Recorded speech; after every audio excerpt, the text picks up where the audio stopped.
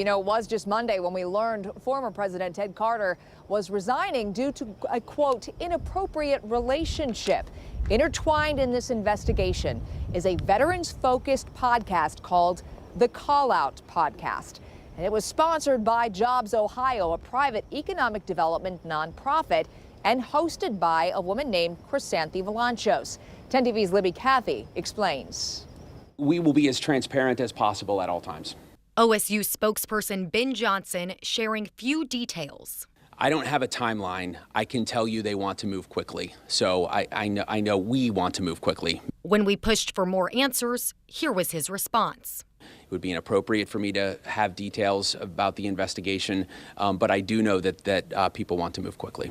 Earlier this week, we told you a business filing connected to the Call Out podcast is part of the investigation. The filing lists WOSU Public Media on Ohio State's campus as the address for a business run by podcast host and the woman connected to Carter, Crisanthi Valanchos. Is to show dedication to our veterans.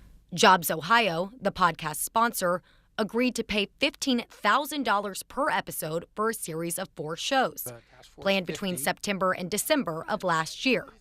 Only one episode was completed. Now, the nonprofit says it's seeking to recover $60,000 paid to Valanchos for the project. Jobs Ohio says it found no irregularities in its contracting or vetting process and that it followed all appropriate protocols in partnership with Ohio State. Johnson was asked if other state agencies are involved in the investigation. I don't know. You have certainly seen other state entities, or at least Jobs Ohio, if you want to call them a state entity, issue statements.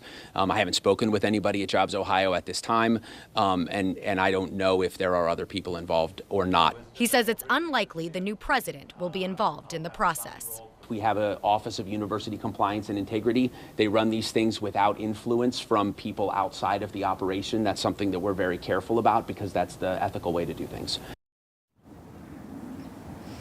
Now, it's still not clear whether Carter's appearances on the podcast or other interactions with Valanchos directly led to his resignation. At this time, there have been no referrals to law enforcement.